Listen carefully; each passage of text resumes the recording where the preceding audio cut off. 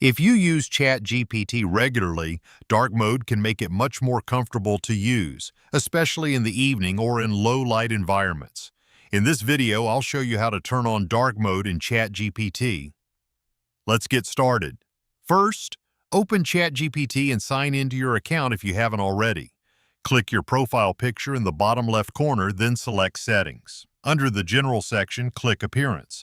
You'll now see three theme options. Select Dark to always use dark mode. Choose Light if you prefer the standard light theme, or select System if you want ChatGPT to automatically match your device's light or dark mode. Your change is applied instantly, so you can simply close the settings window when you're done. And that's it. You've successfully enabled dark mode in ChatGPT. If this tutorial helped you, make sure to leave a like and subscribe for more ChatGPT tutorials, AI guides, and tech tips.